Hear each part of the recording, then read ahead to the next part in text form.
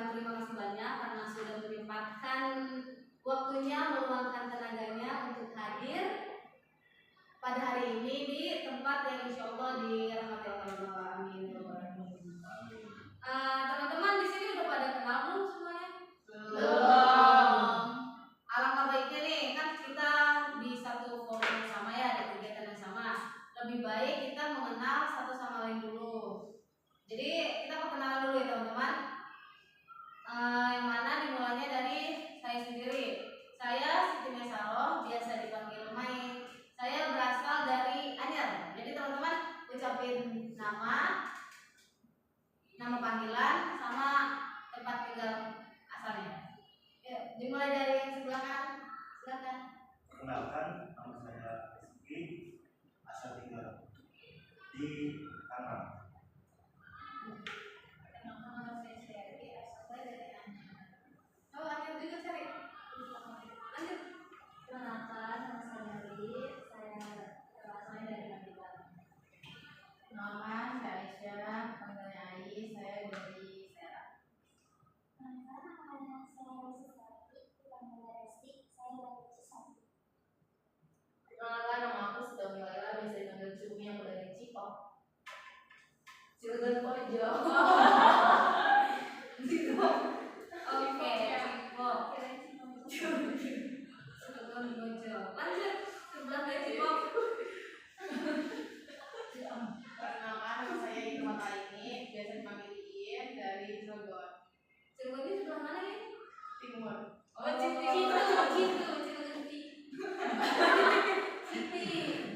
Lanjut. Aku Salsa, tapi panggil aja saja. Aku dari Cilenes. Di Lelah. Aku Jia dari Tangerang. Sama Rizky. Iya. Dari Tangerang. Jadi itu perkenalan singkat aja ya teman-teman ya. Teman-teman tahu gak sih sekarang kita bakalan ngelakuin kegiatan apa? Jadi di sini kita akan melakukan kegiatan yang namanya konseling kelompok. Teman-teman ada yang tahu konseling kelompok itu apa? Enggak. Jadi belum pernah ada yang melakukan konseling kelompok? Oke, sedikit penjelasan ya. Jadi konseling kelompok adalah salah satu jenis layanan yang berasal dari Konseling kelompok adalah salah satu jenis layanan yang ada di dalam bimbingan konseling yang mana bertujuan untuk mengentaskan permasalahan yang terjadi di setiap anggota kelompok di sini. Yang mana di konseling kelompok ini ada beberapa komponen. Pertama ada pimpinan kelompok, dinamika kelompok, dan anggota kelompok. Saya sebagai pimpinan kelompok yang akan memandu berjalannya konseling kelompok ini. Dan teman-teman ini adalah anggota kelompok yang mana teman-teman semua akan menghidupkan satu komponen lagi, yaitu dinamika kelompok.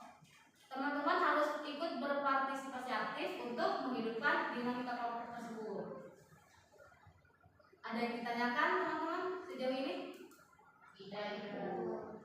Di dalam konseling kelompok juga terdapat beberapa asas yang mana harus, yang namanya asas kan harus dipegang teguh ya sama teman-teman, harus dipegang kuat-kuat. Yang pertama, di dalam konseling kelompok ini ada asas kerahasiaan yang mana teman-teman semua anggota yang berada di kegiatan kali ini itu harus merahasiakan segala bentuk data yang teman-teman terima dari salah satu teman kita ini, harus merahasiakan. Yang kedua itu ada asas kesukarelaan yang mana teman-teman di sini sukarela, hadir sukarela, tidak ada paksaan apapun. Dan ketika teman-teman menceritakan masalah yang terjadi, teman-teman tuh sukarela, nggak harus saya paksakan karena di sini kita bebas. Dan selanjutnya itu ada kenormatifan yang mana isu-isu yang nyata ini harus sesuai norma ya teman-teman. Kalau meskipun kita masalah kita di luar norma, kita selesaikan di sini. Selanjutnya itu ada asas kekinian yang mana dinamika kelompok yang akan kita hadapi sekarang itu permasalahannya adalah masalah kekinian. Meskipun masalah yang terjadi di seminggu yang lalu, sebulan dampaknya belum selesai sampai sekarang, itu masih bisa disebut asas kekinian. Jadi teman-teman, ada yang ditanyakan perihal asas-asas? Silakan. Misalnya kejadiannya udah lama banget tapi dampak itu saya masih takut gitu sampai sekarang, itu boleh atau Sangat boleh, karena di sini kan itu permasalahan ini kan terjadinya di masa lalu, cuman belum selesai sekarang, masih bisa kita selesaikan di sini. Kalau ingin, mau dan sukarela menceritakan permasalahan itu. Ada pertanyaan lain? Tidak, Ibu. Kan tadi kan asas kerahasiaannya, apa yang menjamin asas kerahasiaan itu benar-benar terjaga gitu sampai kita tuh bisa cerita dengan sukarela? Nah, jadi bagus pertanyaannya dia, terima kasih. Jadi di dalam konseling kelompok itu kan ada asas kerahasiaan, yang mana kita tuh ada ikrar. Ikrar kan namanya janji, harus dipegang teguh sama kita, nggak boleh disebarluaskan oleh orang lain. Contohnya, dia cerita, terus Iin kan ada di kelompok ini, Iin nggak boleh cerita karena apa? Iin udah ikrar di sini, udah janji nggak menyebarluaskan masalah yang dia hadapi. Seperti itu. Nanti kita akan melakukan ikrarnya kok, tenang aja dulu. Jadi selama penjelasan saya ada yang ditanyain dulu teman-teman. Cukup. Nah, sebelum masuk nih, kan udah nih penjelasan sedikit dari saya sebelum masuk ke kegiatan intinya konseling kelompok ini. Alangkah baiknya kita fokus, kita bereskan semua yang ada di atas meja biar teman-teman fokus semuanya mendengarkan, fokus menanggapi, fokus berpartisipasi kepada yang bercerita nanti ini. Silakan teman-teman simpan ya bukunya, HP-nya agar teman-teman semua fokus.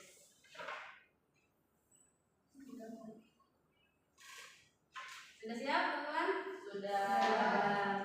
Saya harap teman-teman ikut berpartisipasi aktif dalam kegiatan konseling kelompok pada kali ini. Alangkah baiknya kita memulai dengan membaca doa terlebih dahulu ya teman-teman. Berdoa dimulai.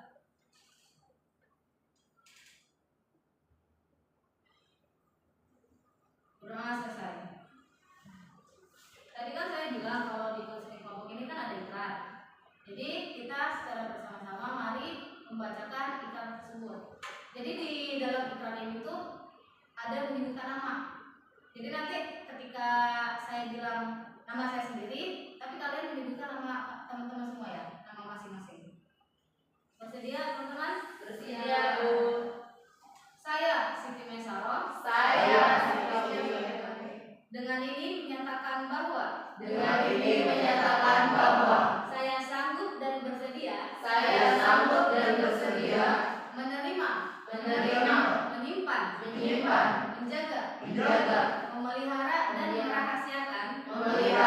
merahasiakan segala data dan atau keterangan yang saya terima atau saya peroleh dari klien saya atau siapapun juga, yaitu data dan atau keterangan yang tidak boleh dan tidak layak diketahui oleh orang lain. Karena teman-teman semua sudah ikrar, jadi saya harap tidak untuk menyebarluaskan ketika teman-temannya ada yang menceritakan permasalahannya. Kita masuk sekarang. Jadi siapa dari teman-teman yang bersedia menceritakan permasalahannya, yang ingin dibantu solusinya agar masalah itu selesai dengan sukarela teman-teman, tidak ada paksaan dan kerahasiaannya pun akan terjaga. Kenapa ya? Jadi saya itu waktu itu pernah belajarnya itu benar-benar disetujui sama saudara saya, dan yang itu terjadi 2 kali.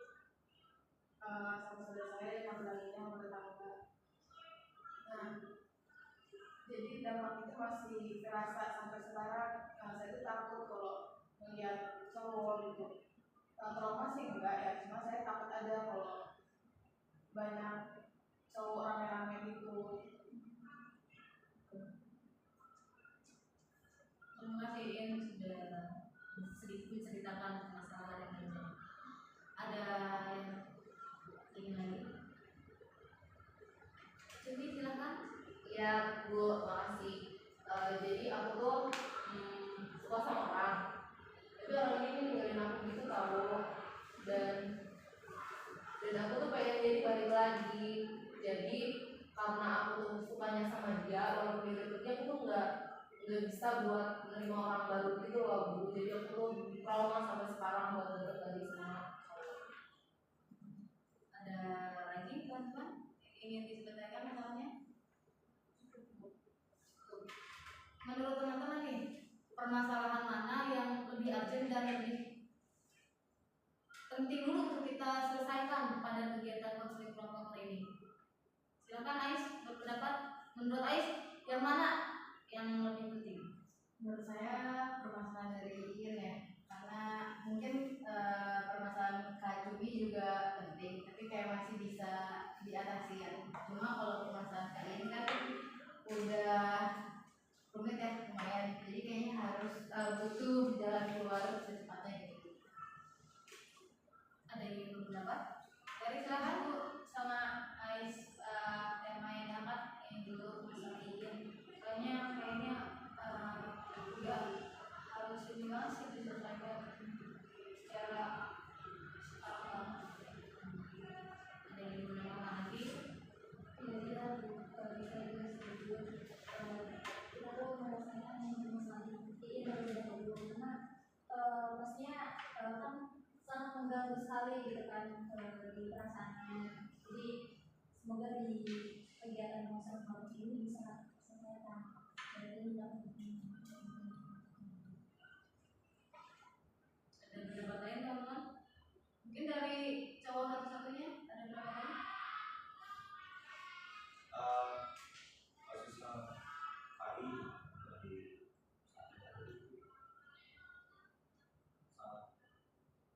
sangat apa ya, bahaya gitu. Tapi kan karena saudara dan tetangga ya, jadi kan menjaga jarak antara ini anak itu kan pastinya sangat jauh dari kita. Tapi memiliki suatu masa lalu yang seperti itu, mungkin bisa dibahas supaya kita sesama. Karena kebanyakan dari teman-teman semua memilih topik dari ini dulu karena permasalahannya penting juga. Permasalahan Kak Cumi juga penting, cuman permasalahan Kak Iin mungkin dari teman-teman semua ini pendapat dari teman-teman semua, tapi didahulukan dulu ya Kak Cumi ya. Gak apa-apa ya Kak Cumi ya, tidak berberat hati.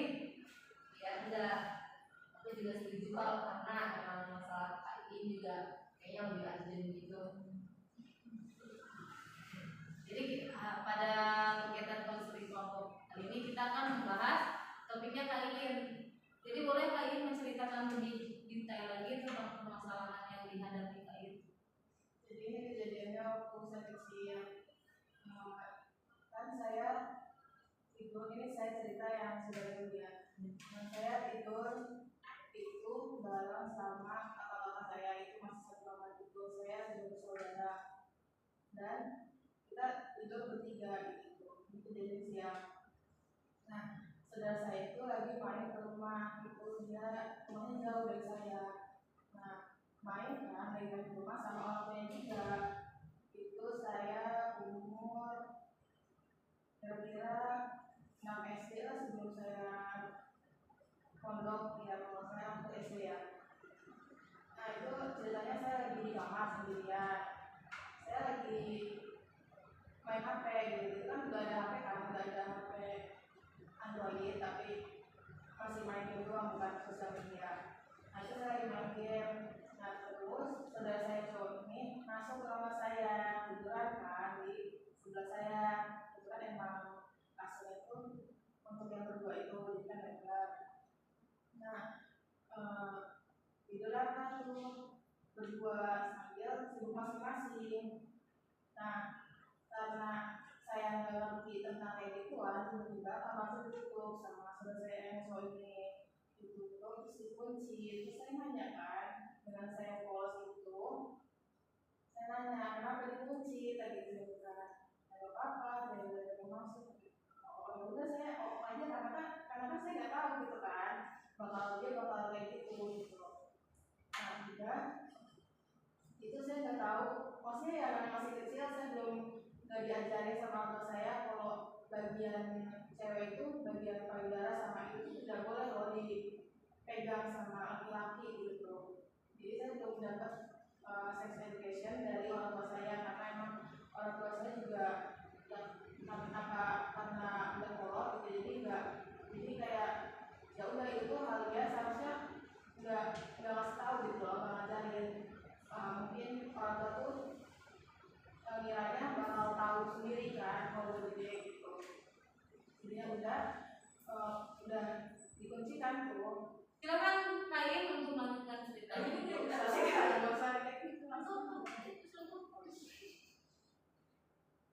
Jadi kan udah dikunci pintu kamar saya itu. Nah terus itu saya lagi, jadi yang kan si saudara saya ini, saya lagi main game. Nah terus tiba-tiba tangan saya itu di ini, jadi kan saudara saya itu, jadi kan saudara saya itu kita lagi tidur berdua lagi main game. Saudara saya itu kayaknya lagi main sosmed karena kan dia mau udah juga itu selisih jaraknya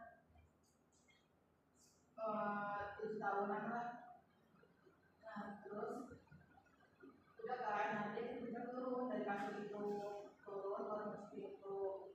Nah setelah pintu itu kan saya nanya ya kenapa dikunci itu, sebenarnya apa dikunci tadi bukan ya nggak apa-apa banyak yang masuk atau gitu. Nah terus udah kita sama-sama main HP dulu. Nah terus selama dari itu dia tiba-tiba itu melepasin celana saya, itu lepasnya itu pelan-pelan gitu loh, itu lepasnya enggak semuanya gitu, nggak semuanya cuman intinya dilepasin gitu ya. Nah terus pas udah itu ya dia kayak gitu melakukan hal yang ternyata gak boleh loh gitu ngelakuin itu. Dia masukin itunya, tapi itu saya merasanya emang gak masuk, tapi gak tau ya itu emang saya masih kecil belum ngerti, itu gak tahu itu udah masuk atau belum. Nah terus udah kan itu jajannya lama banget ya, dia ngomong saya ada lebih video ini kayaknya lebih. Nah terus gak lama kali saya tuh apa pintunya kok pengen banget kunci kamar saya itu, soalnya saya tuh anaknya gak pernah nutup pintu puasa siang kan, benar-benar dibuka terus. Saya terus di saudara saya ini kayak kelabakan gitu loh, kayak bingung aduh gimana nih, langsung naikin lagi saudara saya, terus dia juga pakai gitu ya, dia langsung buka kunci itu. Kita yang datang ya habis ngapain kayak gitu kan, kunci dan ngapain emang pengen kunci aja gitu. Nah udah gitu ya udah saya nggak tahu tuh itu saya diapain gitu ya, saya nggak ngerti kan. Udah tapi ya saya lihat cowok tuh kayak takut bapak saya udah gede, dan ternyata setelah saya kan ingatan masa kecil itu benar-benar kuat banget ya. Saya tiba-tiba keinget waktu kapan ya, waktu saya udah ngerti itu waktu SMA, saya udah benar-benar paham gitu tentang kayak gituan. Nah saya keinget kejadian itu, oh iya kan saya pernah digituin ya sama saudara saya, dan alhamdulillahnya gitu ya itu saya belum menstruasi dan ya bilang nggak mengurangi gitu ya. Nah terus saya ingat gitu ya kayak ih kok bisa ya saudara saya kayak gitu. Terus saudara saya ini padahal udah punya cewek gitu, posisinya aku saya itu punya cewek kan, dan saya itu baru ingat kejadian itu pas saya udah gede. Saya kayak takut gitu, dan emang saya tuh nggak pernah deket-deket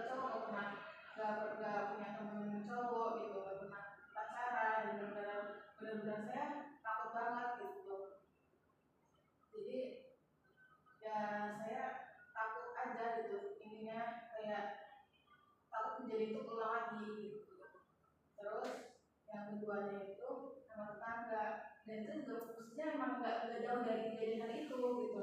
Ya namanya anak kecil kan nggak tahu kan kalau itu tuh nggak boleh gitu.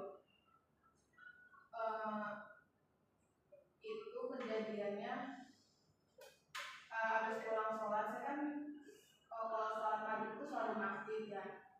Nah kalau rumah saya itu ada tanah kosong di sebelah rumah saya, kan masjidnya itu melewati tanah kosong itu. Pulang sholat maghrib itu saya selalu bareng sama si cowok ini. Itu jarak umurnya kayaknya 3 tahunan deh, kalau nggak salah ya. Jadi ceritanya itu awalnya kan saya sering ngobrol sama cowok ini, ngobrol kayak ya biasa aja sih, ngobrol nanya ya anak kecil kepo gitu ya gimana sih. Terus si cowok ini sering ngisengin saya, kayak misalnya pas udah pulang sholat maghrib itu dia lari gitu loh, dia lari dari saya gitu, ayo ada apa gitu kan. Kadang saya takut banget ya, takut gitu. Jadi kayak saya tuh teriak ditungguin gitu kan, gitu kan. Nah udah pokoknya itu sering banget ya, setiap maghrib itu kayak gitu terus tuh. Sampai suatu ketika si cowok ini ngomong kayak gini ke saya, kamu udah pernah digituin belum katanya. Digituin itu apa? Kan saya nggak ngerti ya, saya benar nggak ngerti. Ya digituin katanya, ibu rumah cowok atau apa gitu, bahasa dia itu saya lupa ya. Itu nanti saya jawab kan, pernah gitu, kamu lupa enggak atau dia. Kan saya nggak tahu ya, saya benar-benar nggak ngerti tuh. Dia mau, nah saya jawab dia mau tuh, karena saya nggak ngerti kan. Benar itu masih kecil banget dan ya udah dia mau gitu saya. Terus siangnya enggak, terus dia ngomong katanya besok mau ikut enggak, kata dia. Kemana kata dia. Dia perlu aja ke rumah Natang kata dia gitu. Udah kan dia mau, terus saya jam berapa gitu. Karena emang saya gak boleh sering main karena orang tua saya gitu. Jadinya siang aja kata dia. Ya udah siang tuh. Nah, terus dia saya main kan, main terus ada dia tuh. Ayo ikut enggak kata dia gitu kan. Kemana kata dia kan. Kemana aja katanya, ikut aja dulu kata dia gitu kan. Iya ikut tuh. Nah terus si cowok ini ngajak saya ke tanah kosong sebelah rumah saya. Jadi saya itu diapit sama tanah kosong rumahnya, tanah dari tanah kosong. Yang satu itu benar-benar banyak kerumputan sama bangunan, benar-benar kelihatan gitu ya, semak-semaknya tinggi banget gitu. Nah ini saya jalan ke situ, terus dia tuh kayak itu loh, bersihin rumput-rumputnya itu loh, biar bisa buat saya duduk gitu tuh. Dia bersihin pakai kayu, dibabasin lah gitu rumputnya. Nah terus udah kan, dia udah di situ kayak gitu, buka celananya, ngapain kagetin kan. Nah itu saya jangan itu disuruh buatnya, saya nggak mau kan. Ngapain kata saya, soalnya itu tempat umum juga ya, kalau ada orang lihat gitu, itu saya nggak ngerti. Itu saya nggak mau ngapain gitu kan, nggak mau kotor kalau ada ular kata dia. Udah mau pindah tempat ke dia. Nah saya tuh nggak tahu ya gimana ya. Saya tuh udah ngerti kalau nggak mau diporotin, nggak mau diturunin sananya, tapi pas dia ngajak ke suatu tempat tadi, dia mau, saya mau gitu tuh. Saya mau kata dia mau pindah tempat lah gitu. Terus dia tempat kan. Terus saya jawabnya iya gitu kan. Iya benar dia. Udah ikut nah. Dan nggak tahu ya, kayaknya dia ini sakit atau gimana, dia ngajak saya ke toilet masjid buat ngajak saya toilet masjid. Nah kalau toilet masjid itu kan ada tempat duduk sama kamar mandi kan, jadi bisa gitu kamar mandi itu sebelahnya. Nah iya dia ngajak ke situ gitu. Nah kalau udah di situ ya udah temenin, ngapain nurunin sana mulu kata gitu kan. Mau ngapain dari itu saya nggak ngerti itu. Domba itu posisinya dia udah nolak sama dia dan saya kayak mau ngapain, nggak mau tadi kan. Katanya tadi mau ini doang, main doang kan. Terus kata dia ya udah ini main kayak gitu kan. Dia nggak mau tadi dia itu maksa banget, bener-bener maksa sampai saya mau ngomong dia. Dan ujungnya itu posisinya itu udah mau azan asar. Nah jadinya udah kayak takut, dia juga takut kali ya, takut ada orang mau wudhu gitu apa gitu bersih masjid. Nah terus ya udah apa tuh udah saya tuh gak mau kan, terus saya nggak mau katanya ya udah nggak mau pulang, dia ya udah nggak mau pulang aja gitu. Ya udah pulang kan saya itu, dan itu udah saya nggak ingat itu saya ngapain habis itu ya. Dan saya ingat-ingatnya yaitu pas SMA pas ada pelajaran tentang itu sex education itu dari guru kita itu kan, yang jelasin kalau nggak boleh cewek itu nggak boleh disebut ibunya gitu kan. Nah kan hanya anak saya kan belum ngajarin kan saya, jadi saya kayak takut aja gitu.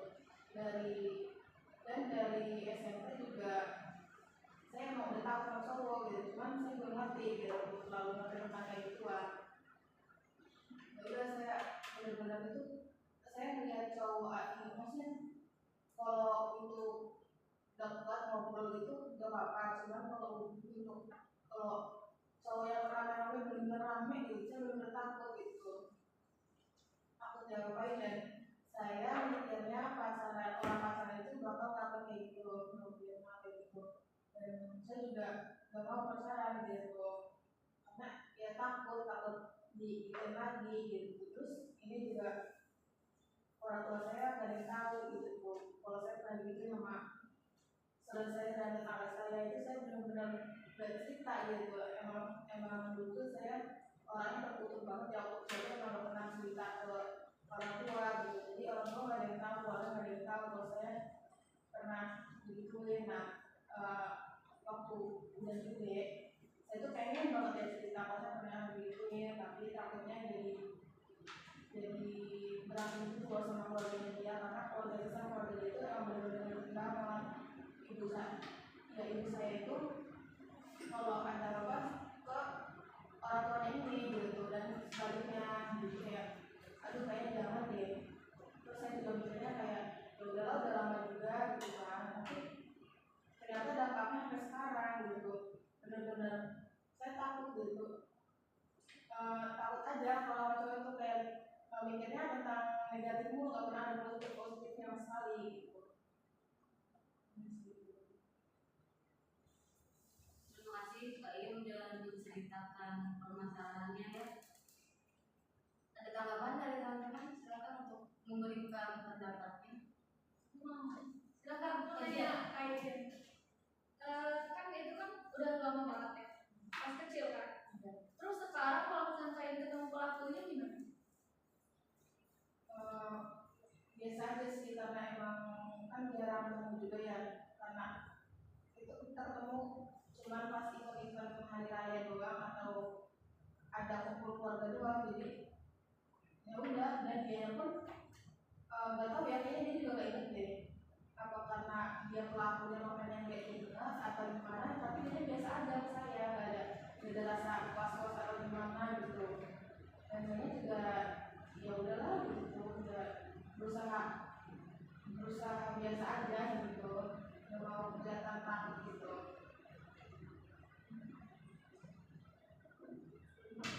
Mbak Caca ada yang ingin disampaikan? Ada pendapat lain teman-teman?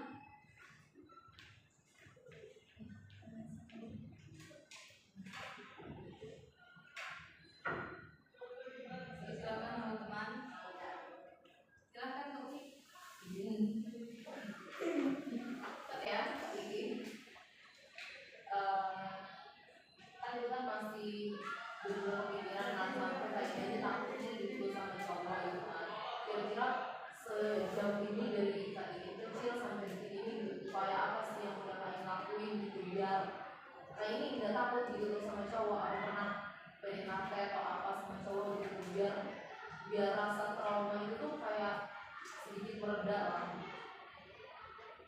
Waktu itu pernah deketin, cuman ya saya emang saya menutup diri, nggak mau gitu kayak nggak deh gitu dulu masih kayak biar aku masih kepikiran tentang itunya, takut nanti dia ngapain gitu. Tapi gak ada rasa suka sama sesama jenis juga kan kak? Enggak, saya masih suka cowok tapi ya kayaknya yang emang nggak mau gitu.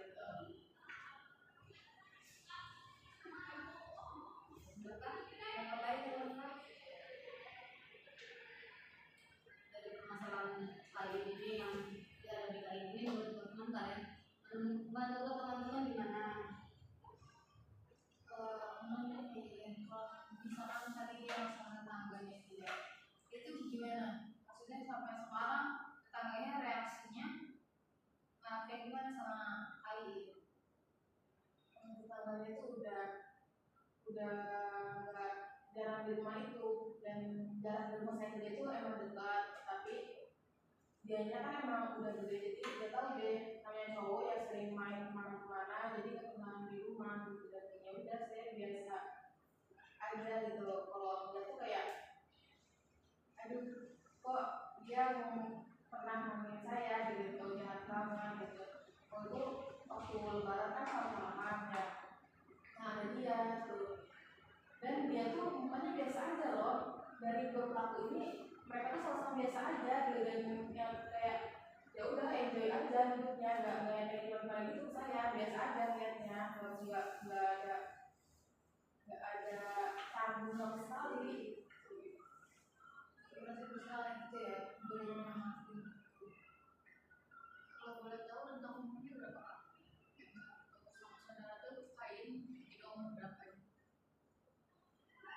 SD berarti ya 10 tahun. Kalau sampai jauh nggak sih dari yang pelaku pertama ke pelaku kedua? Jalan dia rada jauh sih, cuman ya kalau jauh kayaknya 6 bulanan. Berarti masih 10 tahun ya? Iya, dan gak tau ya, saya tuh gimana sih kan, terus saya udah pernah ngalamin itu, tapi saya tuh gak paham-paham loh gitu. Padahal kan saya udah pernah loh digituin, tapi kenapa pas sama tetangga ini iya ke ini lagi mau gitu, belum terbuka pikirannya gitu. Kalau emang gak dikasih tahu, dan itu juga makanya kita kata orang tua ini, makanya dikasih tahu.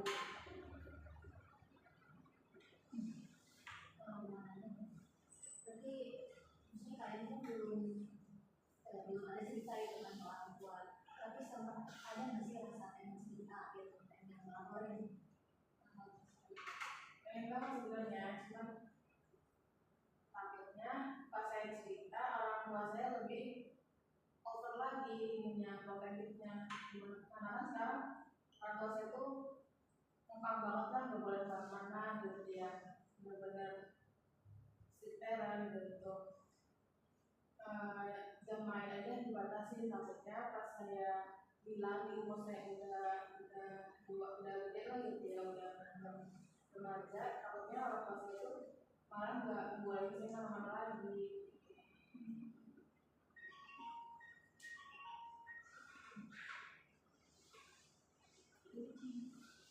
Kalian mau nanya, seingat kakak waktu kejadian masa kecil itu kenapa bisa terjadi itu karena kakak waktu kecil suka panggil gitu suka gimana kan juga anak kecil yang karena suka pakai makeup doang pendek strip gitu, apa kayak gitu apa emang karena si kedua pelakunya ini jahil gitu?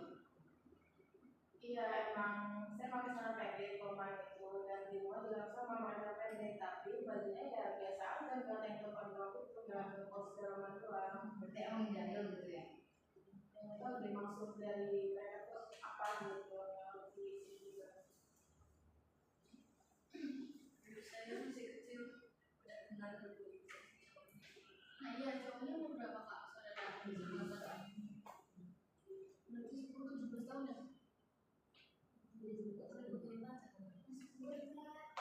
satunya berarti kan Menurut Rizky nih sebagai laki-laki dari kasus KI ini gimana? Satu yang kurang ajar, satu ya. Kan apalagi kalau ini kain itu kan masih dalam tahap anak kecil ya, kemarin kan si saudara atau si tetangga itu dapat dari kainnya.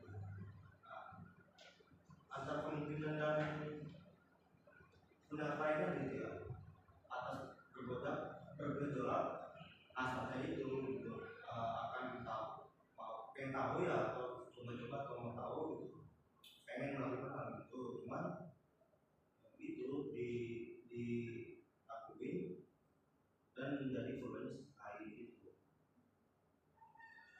Antara satu ya, dia pengen karena belum pernah merasakan hal seperti itu, makanya diajak ke kain untuk mencari tempat hal yang sunyi ya, sepi, dan juga tadi ada respon dari kainnya mau gitu, tidak ada penolakan, cuman saya nggak tahu maunya atau ada pasangan atau tidak ya, karena itu yang menjadi salah satu faktor terbukanya melakukan hal tersebut. Kalau apa ya, saudara pun apa ya, saya pun punya saudara yang seangkatan ya, maksudnya seumuran gitu ya, 23 juga kayaknya agak ada rasa-rasa kayak gitu ya, maksudnya apa gitu mau melakukan hal tersebut pada saudara gitu.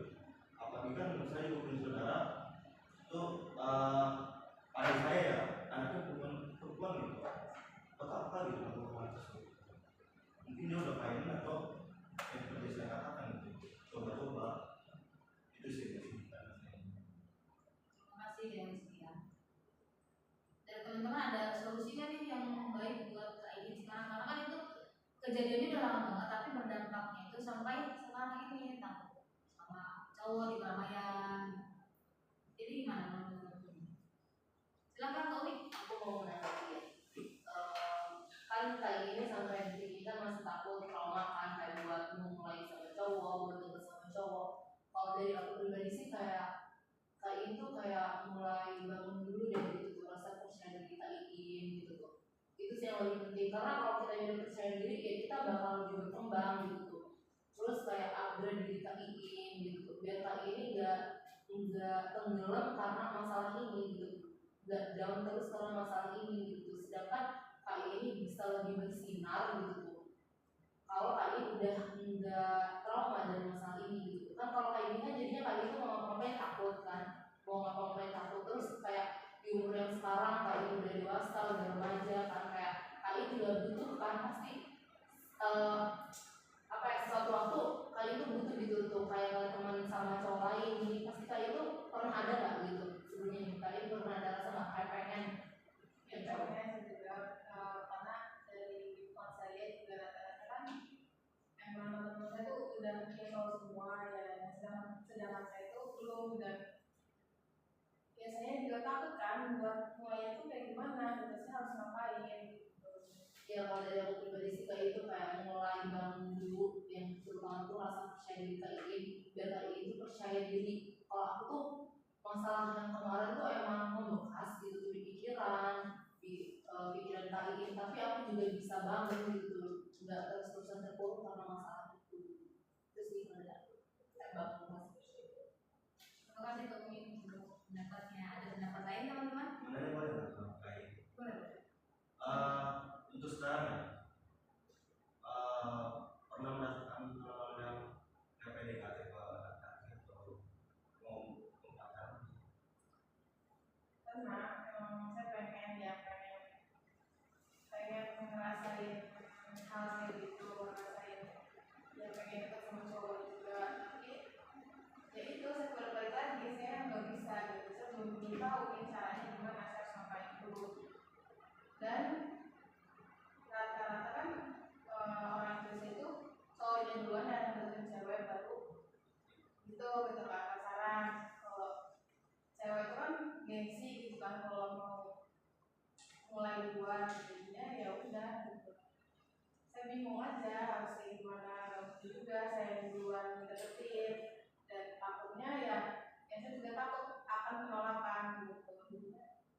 ya sampai saat ini saya belum pernah pacaran.